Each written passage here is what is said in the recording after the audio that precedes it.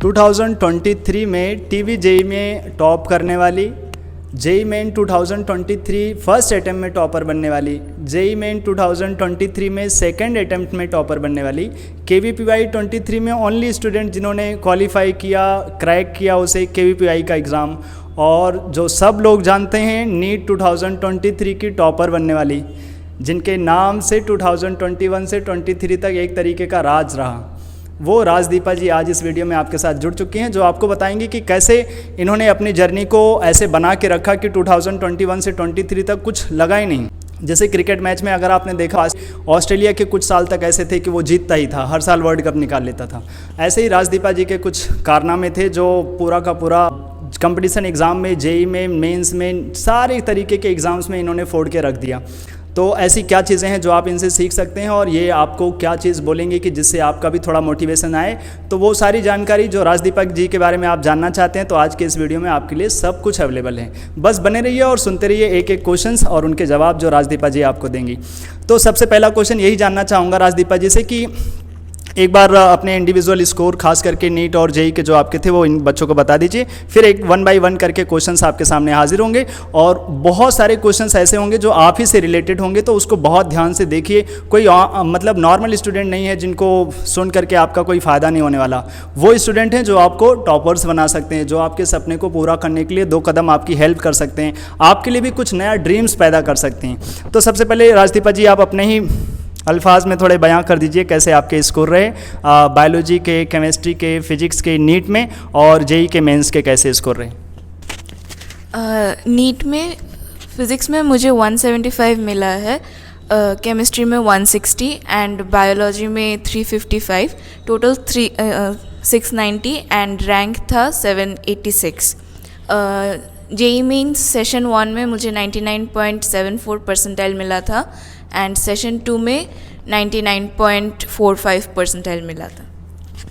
तो ये जो स्कोर सुन रहे हो 99 पॉइंट, मतलब ऐसा तो लोगों को कई बार डिटॉल में सुनने को मिलता था कि 100% सारे कीटाणु दूर हो जाते हैं, तो सारे के सारे क्वेश्चन क्लियर हो जाते हैं। जो क्वेश्चंस कुछ ऐसे लगते हैं कि हमसे हिलते नहीं, वो पूरे के पूरे हिला के रख दिए इन्होंने। फिजिक्स में 175, जो नेचुरल सी बात है कि बहुत ज़्यादा टफ सब्जेक्ट मानते हैं, खास करके 11-12 में, या मतलब इंटरेस्टिंग तो है ही, फिजिक्स तो वैसे भी नॉर्मली लोगों का इंटरेस्टिंग रहता है, लेकिन स्कोर ला पाना वो बहुत टफ रहता है। तो 175, और केमिस्ट्री में इनके थोड़े स्कोर घट गए यार, मतलब मोर देन या ऐसे बोलें लेस देन एक्सपेक्टेड कि नहीं, और बायोलॉजी में तो पूरा 355 जैसा इनके स्कोर तो सभी लोगों ने सुन ही रखे हैं, 690 स्कोर, और स्टेट टॉपर तो हैं। ऑल इंडिया रैंक इनकी थी 786। कोई एक्सपेक्टेड कॉलेज जो अभी तक आपने सोचा हो, वैसे आज जब ये वीडियो रिकॉर्ड हो रहा है तभी इनका कॉलेज आने वाला है, तो अभी तो बहुत ज़्यादा टेंस्ड है कि क्या मिलेगा, वो आप लोगों को पता भी चल जाएगा ऐसे। तो एक एक करके क्वेश्चन शुरू करते हैं राजदीपा जी से कि बताइए आप, अगर पूरा का पूरा जो बच्चा अभी 9th क्लास में पढ़ रहा हो, 10th क्लास में पढ़ रहा हो, 11th और 12 में पढ़ रहा हो, ऐसा क्या करे कि आपके जैसा बन पाए या पहुंच पाए आपके जैसा, आपके सपने जैसा वो भी कुछ चाहे कि कर पाए। तो 9th वालों को क्या करना चाहिए, 10th, 11, 12?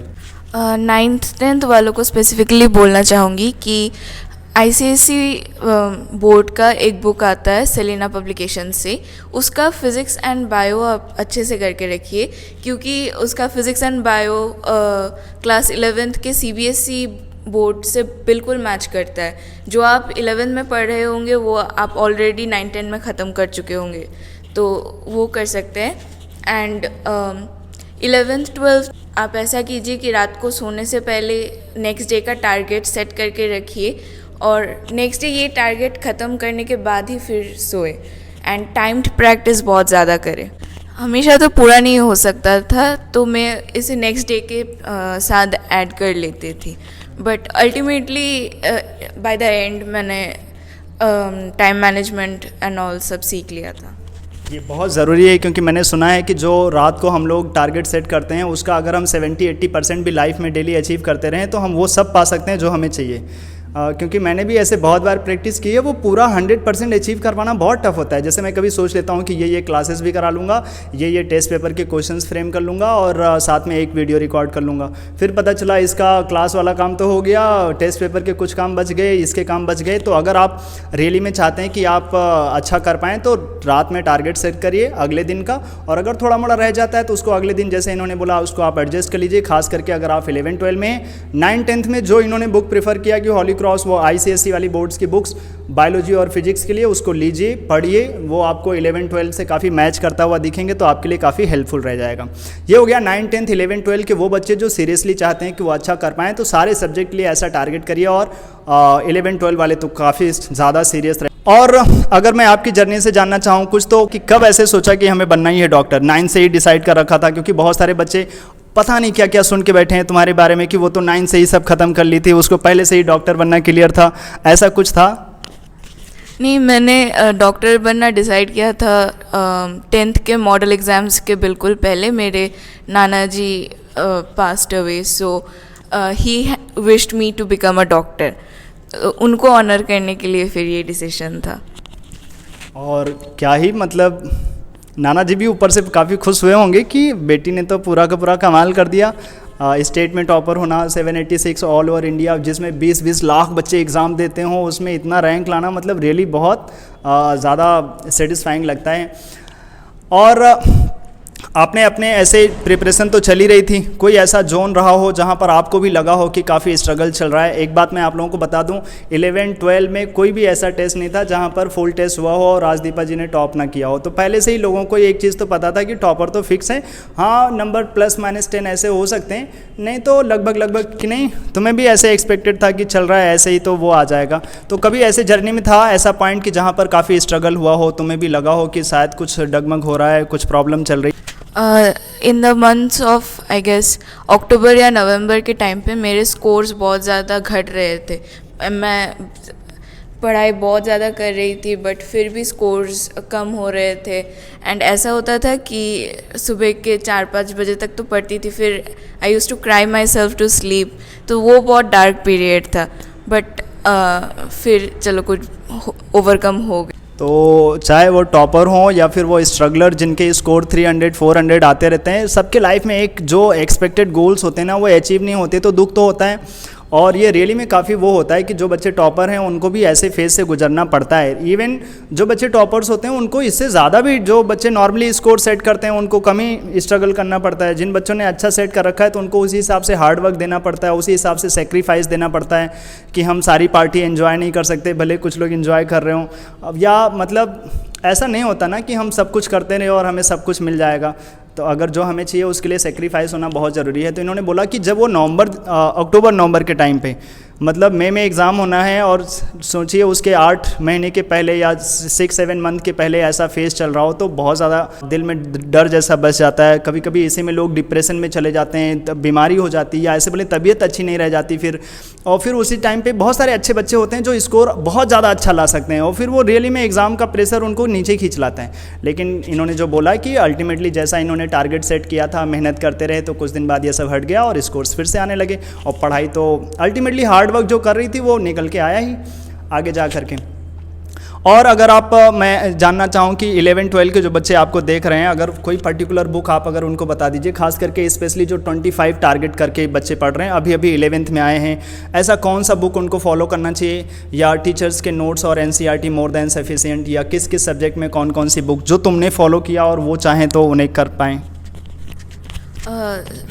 Let's start with biology. Biology में एक बुक आता है NCERT वर्ड टू वर्ड, एक वाइट कलर का बुक है। उसमें ना सारे जो क्वेश्चंस होते हैं स्टेटमेंट बेस्ड या असर्शन रीज़न सब कुछ कवर होता है, तो वो करना मस्ट है। और NCERT फिंगर टिप्स तो बहुत सब लोग करते ही है। फिर फिज़िक्स में CP सिंह का जो बुक आता है वो बहुत इम्पॉर्टेंट है, क्योंकि उसमें ही स्टेटमेंट बेस्ड क्वेश्चंस कुछ है, बाकी किसी बुक में नहीं है। एंड फिज़िक्स के NCERT में जो एग्जाम्पल्स है वो एटलीस्ट बिल्कुल तुम्हें रट लेने हैं। फिर केमिस्ट्री में NCERT का हर एक लाइन तुमको आना चाहिए। इस बार तो बहुत बैंड बजा दिया था कि लाइन बाय लाइन पिक करके क्वेश्चंस बना दिया। एंड इनऑर्गेनिक के सब तो वैल्यू याद नहीं रखना होता है, बट ऑर्डर सबका याद होना चाहिए तुम्हें। एंड केमिस्ट्री के ऑर्गेनिक में एक बुक आता है GRB पब्लिकेशंस का, वो बहुत अच्छा है। GRB पब्लिकेशन कभी मैंने भी यूज़ किया था अपनी तैयारी में, खास करके इनऑर्गेनिक, फिजिकल, इन सब की बुक्स मैंने ख़रीद रखी थी। लेकिन जैसा इन्होंने बोला, अगर आप ये सब फिजिक्स के लिए CP सिंह और बायोलॉजी के लिए जो इन्होंने बोला word NCERT word to word, उसके क्वेश्चंस इनको काफ़ी अच्छे लगे। और NCERT जो फिंगर टिप्स लोग करते हैं वो तो करिए। तो जो इन्होंने बुक्स बोला, अगर आप रियली में बुक्स के लिए मतलब इंटरेस्टेड हैं तो कोई भी खड़े होकर कोई भी बुक्स बोल देता है तो मुझे अच्छा नहीं लगता। मुझे लगता है कि जिन बच्चों ने रियली में उनमें अच्छा किया है वो बुक्स बताएं। मैं नॉर्मली कभी किसी को प्रीफर नहीं करता कि तुम ये बुक करो। डिपेंड करता है ना स्टूडेंट टू स्टूडेंट। हो सकता है कोई बुक बहुत टफ है और तुमने ले लिया और तुम उस कैटेगरी के हो नहीं, तो तुम्हारा जो आसान सा तुम सीख सकते हो वो भी नहीं सीख सकते। तो अगर आप रियली में टारगेट चाहते हैं ऐसा अचीव करना, तो जो इन्होंने किया है, जो इन्होंने करके अपने आप को अच्छा किया कि बायो में 355। अच्छा, अब एक छोटी सी चीज़ कि जो बच्चे टेस्ट वेस्ट देते रहते हैं, खास करके जैसे नीट टेस्ट सीरीज़ देते रहते हैं, जो अभी 24 टारगेट कर रहे हैं, रिपीटर्स और फ्रेशर्स, उनके दोनों के अलग अलग चल रहे हैं। तो वो बच्चे ऐसा क्या टारगेट करें अभी कि NTS के टेस्ट को कितना सीरियसली लें, कैसे उनको टेस्ट देना चाहिए और क्या क्या सब्जेक्ट इसमें उनको काफ़ी हेल्पफुल लगता है या जो तुम्हारे लिए हेल्पफुल रहा हो? आप जब टेस्ट दे रहे हैं तो आपके पास तो शेड्यूल ऑलरेडी है, तो मंथली आप प्लान करके रखिए कि हाँ मुझे इस टाइम में ये ख़त्म करके रखना है। ये प्लानिंग बहुत ज़्यादा इम्पॉर्टेंट होता है, वरना आपका बैकलॉग बहुत ज़्यादा रह जाएगा। एंड NTS में जो बायो के क्वेश्चन है ना, वो स्पेसिफिकली बहुत अच्छे होते हैं। लाइक NCERT में भी बहुत सारे नेग्लेक्टेड पार्ट्स होते हैं ना, तो उससे क्वेश्चंस आपको प्रैक्टिस करना बहुत ज़रूरी रहता है। एंड ऑब्वियसली केमिस्ट्री क्वेश्चंस भी बहुत अच्छे। जो इन्होंने बोला ना कि अगर आप सबसे पहली वाली लाइन कि अगर तुम चाहते हो कि NTS के टेस्ट अच्छा दो या तुम अच्छा स्कोर करो, तो तुम अगर ये सोचोगे कि लास्ट के 2 दिन में मैं पूरा सिलेबस पढ़ लूँगा, तो अल्टीमेटली कुछ ना कुछ छूट जाएगा, 2-4 चैप्टर छूट जाएंगे, वो कवर नहीं कर पाओगे। तो उसमें मंथ वाइज निकाल लो, देखो इस मंथ में क्या क्या आने वाला है, उनको पहले से कवर करने की कोशिश करो। एग्ज़ाम के 1-2 दिन पहले तुम्हारे टॉपिक्स पहले से ही कवर हों। ऐसा बहुत मतलब भागा दौड़ी नहीं होनी चाहिए कि हम 1 दिन पहले रात भर जग करके ऐसा कर रहे हैं। ऐसा कभी किया तुमने कि टेस्ट के 1 दिन पहले तुमने उठाए और सारे सिलेबस पहले पढ़े नहीं थे, आज ही पढ़े, 1 शॉट देखे, ये सब? कभी कभार हो जाता था कि अचानक से देखा कि अरे कल टेस्ट है तो ये पढ़ना पड़ेगा। मतलब कभी ऐसे हुआ कि फ्रेश टॉपिक्स पूरा का पूरा फ्रेश तुमने 1 शॉट्स देख करके ऐसे अपने को अच्छा किया? नहीं, मैं वो कभी नहीं हुआ, मैंने पहले से ही सब कवर करके रखा। तो समझ रहे कि अगर इन्होंने बोला है कि इन्होंने कभी कभी किया है ऐसा कि टेस्ट के पहले इन्होंने पढ़ा है, वो टॉपिक्स पहले देखा नहीं था, ऐसा नहीं है, पहले से इन्होंने कवर कर रखा है, तो जस्ट रिवीजन हो गया, टॉपिक्स देख लिए, कुछ क्वेश्चंस की प्रैक्टिस कर लिए।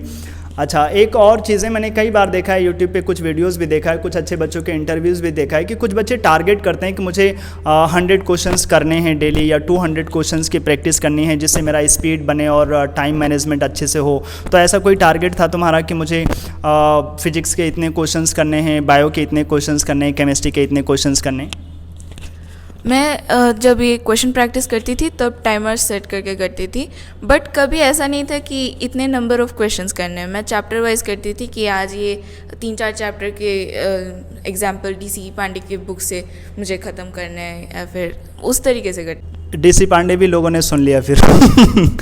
जैसे CP सिंह इन्होंने बोला फिजिक्स के, और भी जो NCERT के इन्होंने बोला एग्जांपल्स आप अच्छे से याद करके रखिए, खास करके जो इंटेक्स में अलग से क्वेश्चंस पड़े रहते हैं वो आपको याद रहने चाहिए, क्योंकि वहाँ से क्वेश्चन सेम टू सेम मिल जाते हैं। और ये बात कोई ऐसे नॉर्मल इंसान नहीं बोल रहा है जिसने 175 दिया वो बोल रहे हैं। और ये इंटेक्स्ट क्वेश्चंस केमिस्ट्री वाले भी उससे भी ज़्यादा इम्पॉर्टेंट है, ये बिल्कुल आपके फिंगर टिप्स पे होना चाहिए। तो बिल्कुल मतलब जैसे अगर तुम अभी रिसेंटली नीट के क्वेश्चंस देखोगे ना, कुछ कुछ कैलकुलेशन इतने टफ होते हैं लेकिन वो डायरेक्ट NCERT के होते हैं, तो लोगों को याद रहते हैं तो कर लेते हैं। जैसे नीट 2021 में अंकिता सरकार जी के पेपर में एक क्वेश्चन आया था एटॉमिक स्ट्रक्चर से, जिसके कैलकुलेशन 219.2 एंड 219.3, और वो ऐसे नहीं आता, उसका 3rd डेसिमल अगर हम सॉल्व करते तो वो एलिमिनेशन से उसके एसिड निकल के आते हैं। ऐसे नॉर्मली डिवाइड करते तो आता 219.2, लेकिन वो देने से माइनस मिलता, क्योंकि उसका जब हम सेकेंड डिजिट तक जाते तो देखते कि वो जब एलिमिनेट होता तो एक एक्स्ट्रा ऐड हो जाएगा राउंड ऑफ करने में और वो आता आंसर इतना।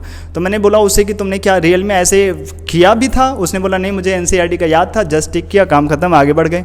और क्योंकि करना होगा उस टाइम पे तो कैलकुलेशन में ही कितने सारे क्वेश्चन छोड़ना पड़ जाते हैं, क्योंकि रियली में एनसीईआरटी के कुछ क्वेश्चन होते हैं जिसमें रैंडम इतने गंदे गंदे कैलकुलेशन लग जाते हैं कि तुम्हें डिवाइड करना है 2, 8, 5, 9, उसको थर्ड डिजिट तक निकाल के लेकर आना है। तो एनसीईआरटी के इतने भी ज़्यादा नहीं होते, अगर आप उनको एक लिस्ट बना लीजिए तो याद हो जाते हैं। ऑर्गेनिक सेक्शन तुम्हें नॉर्मली याद नहीं करना होता, वो पहले से याद हो जाता है। फिजिकल के क्वेश्चंस अगर सिंपल सॉल्व करने वाले हैं तो उनको भी अलग से ज़्यादा ध्यान नहीं देना पड़ता। वही कुछ डेटा बेस ऐसे क्वेश्चंस होते हैं जो क्वेश्चन भी रियली में अच्छे होते हैं और वो याद भी रहें तो आप जल्दी से कर सकते हैं। तो एनसीईआरटी की चीज़ें चाहे वो फिजिक्स की हों इधर की हों, वो दोनों करके रखिए अच्छे से, वही आपके लिए ज़्यादा हेल्पफुल रहेगा। तो इन्होंने बहुत सारी चीज़ें आपको जानकारी में ये सब बता ही दिया कि कैसे कैसे ये सब मैनेज किया।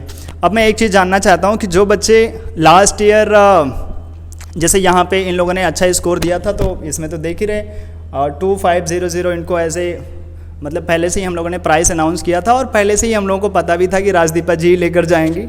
वो सेकेंड और थर्ड टॉपर इतना क्लोज होगा, वो इतना ऐसे तुम्हें भी तो पहले से ही आइडिया था ना कि इतने सारे टेस्ट में पहले से हो रहा है इतना अच्छा, तो अचानक कौन ही निकल के चला आएगा। तो हाँ, वैसे ही हम लोगों को भी आइडिया था कि लगभग सारे टेस्ट में बच्ची इतना अच्छा कर रही तो फिर अच्छा ही करेगी। तो 25,000 फर्स्ट यही हम लोगों ने अनाउंस किया था, लेकिन फिर सेकंड और थर्ड इतना अच्छा किया उन लोगों ने, मारी देव वर्मा और उज्जैनी जी ने, कि राजदीपा जी ने खुद ही बोला कि सर उनके लिए भी अगर कुछ हो जाए नहीं तो मुझे अच्छा नहीं लगेगा। तो उन लोगों के लिए भी हम लोगों ने अरेंज कराया कि 11,000 मारी देव वर्मा, 11,000 वो।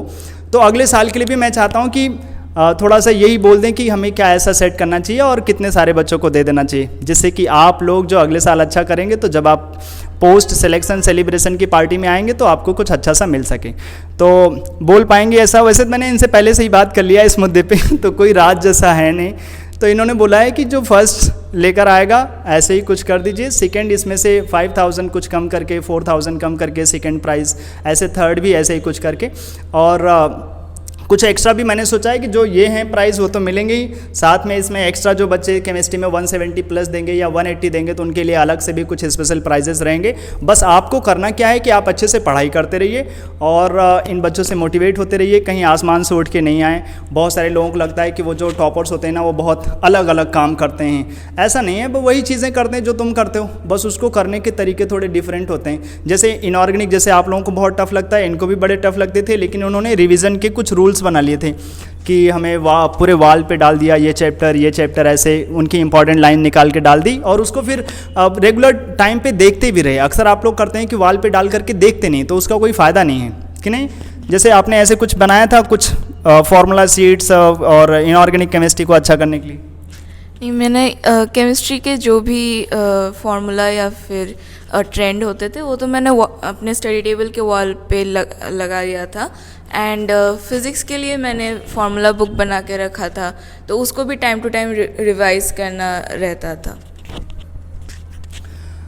तो जैसे इन लोगों ने अच्छा किया है, अपने कंपटीशन एग्ज़ाम में इतना अच्छा स्कोर दिया है, आज इनको कॉलेज भी रिज़ल्ट आ जाएंगे कि कहाँ मिलने वाले हैं कॉलेजेस। ऐसे तो इन्होंने सारे एम्स डाल रखे हैं और भगवान करे जैसा ये चाहती हो वो मिल जाए, या जैसा इनका एक्सपेक्टेड है कि हमें ये कॉलेज मिल जाए तो वो अच्छा रहेगा। और हम लोगों की तरफ से आपके लिए भी बहुत सारी शुभकामनाएं कि आप आने वाले एग्ज़ाम में काफ़ी अच्छा कर सकें। लास्ट टाइम बस राजदीपा जी से ये पूछना चाहेंगे कि अगर आप जूनियर्स को कुछ छोटी मोटी बातें बोल सकें, जैसे इनके पेरेंट्स को मैंने देखा कभी इनके पेरेंट्स ने अलग से कोई प्रेशर इनके ऊपर डाला नहीं, अलग से भी इनसे बात करके मैंने सीखा। और वो सभी बच्चे जो बाहर की कोचिंगों के बहुत सारे कंटेंट फॉलो करते हैं, तो बस मैं यही जानना चाहता कि क्या रियली में बाहर के कोचिंग के कंटेंट्स उतने भी अच्छे होते हैं, और तुमने लिए थे तो कौन कौन से लिए थे और रियली में वो कौन से हेल्पफुल? बाहर के जो कोचिंग के स्टडी मटेरियल्स होते हैं ना वो ऑनेस्टली बहुत यूज़लेस होते हैं, कि इतना आउट ऑफ सिलेबस स्टफ दे रखते हैं ना, ये कोई पूरी ज़िंदगी में पूछेगा भी नहीं, कोई काम का भी नहीं है। तो वो मैंने आकाश का लिया था, ये बिल्कुल मैंने एक दिन शायद पढ़ा था, फिर कॉर्नर पे ये अभी भी है। एंड आप अपना एक मिस्टेक नोटबुक बनाइए कि हर टेस्ट में आप कहाँ गलती कर रहे हैं वो बिल्कुल अच्छे से नोट करके रखिए। एंड इसको भी आप हो सके तो डेली रिवाइज। जो इन्होंने बातें बोली ना, बहुत सारे लोग जो हैं एक्चुअली में बहुत सारे बच्चों के साथ ऐसा हो जाता है कि वो 11th इसी में निकाल देते हैं कि उनको पता नहीं है पढ़ना कहाँ से है। कहीं एलन ले लिया, आकाश ले लिया, रेजोनेंस ले लिया और उन्होंने फिटजी के कंटेंट्स मंगा लिए या ऐसे बहुत सारे कंटेंट्स मंगा लिए। फिर उनके पास ऐसा होता है ना कि आम के पेड़ के पास हैं और समझ में नहीं आ रहा है कौन सा आम तोड़ना है। और फिर वैसे ही होता है कि इतने सारे कंटेंट्स हैं, यहाँ लोकल टीचर्स को फॉलो करें, वहाँ की चीज़ें फॉलो करें, इसी सब चीज़ों में ना कभी कभी टॉपिक्स जो हैं उसी में खिचड़ी में छूट जाते हैं, समझ में नहीं आता क्या करें। और सबसे बड़ी बात जो इन्होंने बोली कि मैक्सिमम क्वेश्चंस एनसीईआरटी से फ्रेम हो रहे हैं और हम लोग एनसीईआरटी छोड़ के इतना एक्स्ट्रा कंटेंट वो लोग अपने उसमें दे देते हैं। जो भी उनके स्टडी मटेरियल्स होते हैं मैंने भी देखे, मेरे पास भी पढ़े हैं बहुत सारे बच्चों के, लेकिन अल्टीमेटली ऐसा ही होता है कि बहुत सारा एक्स्ट्रा कंटेंट जो इवन वो भी नहीं पढ़ाते अपने कोचिंग्स में। रियली में जो उनके क्लासेस चलते हैं उनके टीचर्स भी तो एनसीईआरटी फॉलो करते हैं, देखें मैंने भी, मेरे भी दोस्त काम करते हैं कुछ कुछ जगहों पर, लेकिन अल्टीमेटली वो कंटेंट, उनका कंटेंट क्यों कुछ अलग लगेगा। पूरा एनसीईआरटी दे देगा तो लोग बोलेगा एनसीईआरटी पढ़ लो। तो उन्हें कुछ नया देने के चक्कर में सब एक दूसरे के कंपटीशन में इतना एक्स्ट्रा ठूस देते हैं कि जो बच्चों के लिए ज़्यादा प्रेशर हो जाता है। और वो क्या बोल के मोटिवेट करते रहते हैं, अपने टेस्ट में उसके क्वेश्चंस डाल देंगे 4-5, किसी किसी के टेस्ट में 4-5 डाल देंगे, जिससे कि उनके कंटेंट बिकते रहें। नहीं तो कौन खरीदेगा उनकी कंटेंट, ऐसे ही चलता रहता है। तो आप ध्यान रखिए, जिस टीचर को फॉलो करते हैं पढ़िए, ज़्यादा से ज़्यादा टेस्ट के मिस्टेक्स आप अपने निकाल के रखिए, उनको टाइम टू टाइम रिवाइज करके रखिए, वो मिस्टेक्स ही आपको आगे लेकर जाने वाले हैं, ठीक है। अच्छा, एक छोटी सी चीज़ जो लास्ट ईयर मैंने कराया था, इवन मैंने 2021 से शुरू किया था, वो नीट क्वेश्चन प्रैक्टिस सीरीज़। हम लोग पहले एक दिन बात कर रहे थे ना, तो उसमें क्या करें, क्या इस साल भी, क्योंकि बहुत सारे बच्चे किसी वीडियो पे कमेंट कर रहे हैं कि सर वो एनपीएस वाला कराएंगे क्या, तो क्या रियली में वो तुम्हारे लिए कुछ हेल्पफुल रहा था नीट क्वेश्चन प्रैक्टिस सीरीज़, और कैसा रहेगा अगर इस बार भी कराया जाए। एनपीएस के जो क्वेश्चंस थे ना वो मतलब थोड़ा हायर थिंकिंग स्किल्स लगता था, and in the last days NCERT को एकदम अच्छे से रिवाइज करने में बहुत हेल्प किया था, तो वो तो कहना चाहिए। तो बहुत जल्दी हम उसके लिए अनाउंस करेंगे। और एक एक्स्ट्रा चीज़ जो इस साल हम लोग देने वाले हैं वो क्वेश्चन प्रैक्टिस सीरीज़, जिसको नाम दूंगा कुछ अलग सा, उसके बारे में जल्दी से एक डिटेल वीडियो में आएगा, जो आप यहाँ से आकर के फिजिक्स, केमिस्ट्री और बायोलॉजी के उसमें क्वेश्चंस होंगे, आप ले जाइए, उनको करिए। और मैक्सिमम क्वेश्चंस एनसीईआरटी की लाइन वाइज होंगे और सारे के सारे क्वेश्चंस जो फ्रेम होंगे, खास करके केमिस्ट्री के क्वेश्चंस, वो स्टेटमेंट बेस्ड, एजर्सन और मैचिंग टाइप के, जिससे कि आप एनसीईआरटी के, आप ऐसा नहीं कि 100 क्वेश्चन मैं दूंगा, कम क्वेश्चंस देंगे, लेकिन वो एनसीईआरटी की सारी लाइन कवर्ड होगी, हर लाइन पे लगभग आपको क्वेश्चंस मिल जाएंगे। तो कुछ ना कुछ नया हम लोग हर साल करना चाहते हैं, तो इस साल भी कुछ नया प्रोवाइड करना चाहते हैं, जिससे कि आप भी कुछ अच्छा कर पाएँ। तो मेरी तरफ से तो राजदीपा जी को बहुत बहुत बधाई। और जो आप लोगों ने इनसे सीखा या कुछ नई चीज़ जानना चाहते हैं तो आप कमेंट में बोल सकते हैं। ऐसे बच्चे बहुत रेयर होते हैं जो मतलब 2021 से हर टेस्ट में अच्छा करके निकले और अल्टीमेटली टॉपर भी निकले। मतलब रियली में टीचर को भी बहुत अच्छा लगता है और स्टूडेंट्स तो हैं ही कमाल के, जहाँ भी जाएंगे अच्छा करेंगे। इनका अल्टीमेटली जो सपना है कि बोलते हैं वो सपना कि हमें एम्स दिल्ली में ही जाना है, वो किसी तरीके से अभी समझ रहे कि अगर कोई रिजर्वेशन होता तो मिल पाता, अभी नहीं हो पाएगा। तो फिर फ्यूचर में जा करके जब इनको एमडी करना है तो वहाँ से वो जाएंगी। अभी जहाँ भी कॉलेज मिलेगा वहाँ, जैसे इन्होंने पीएससी में बोला कि जस्ट कॉलेज सेंट बन के रहना है कॉलेज में, बस किसी तरीके से कॉलेज हो जाना है, बस अपना फोकस उधर एम्स दिल्ली के लिए आगे फिर से पढ़ाई शुरू कर देनी है इनको। तो अच्छा है, भगवान करे इनको आने वाले जो ड्रीम्स हैं वो पूरे हो जाएं। जो लेटेस्ट अपडेट होगा इनके सिलेक्शन या कौन सा कॉलेज मिल रहा है वो मैं आपको ज़रूर बताऊंगा। कमेंट में जो भी आप नई जानकारी चाहते हैं आप पूछ लीजिएगा, हम आपको ज़रूर उसमें बात बताएंगे, ठीक है। तो इस वीडियो में इतना रखते हैं, अगले वीडियो में फिर से मिलेंगे, तब तक के लिए बाय बाय, टाटा।